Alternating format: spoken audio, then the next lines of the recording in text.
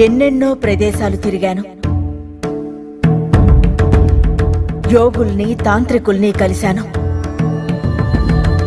ఎన్నో పురాణాలు చదివాను. పండితుల్ని, సిద్ధుల్ని కలిశాను. ఇలా సాంబార్ ఎలా కాయాలో నేర్చుకొని మీకెలా చేయాలో నేర్పిస్తాను ఈరోజు.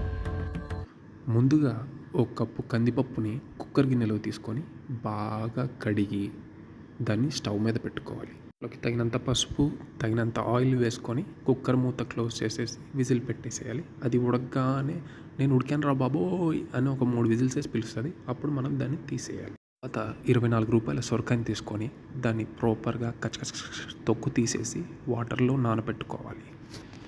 అలానే 3 మిరపకాయలు, 5 వంకాయలు, 6-7 బెండకాయలు, 2 ఉల్లిగడ్డలు, 1 టమాటా కూడా వేసి నానబెట్టుకోండి.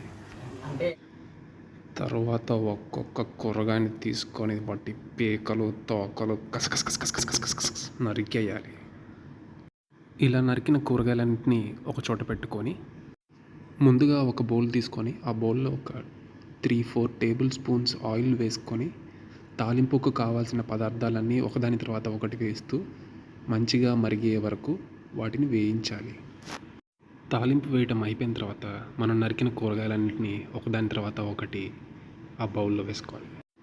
తగినంత పసుపు, ఉప్పు, కారం వేసుకొని ముక్కలకు దట్టంగా దట్టించి కలుపుతూనే ఉండాలి. ఉడికిన పప్పుని వేగిన కూరగాయలతో కలిపేయాలి.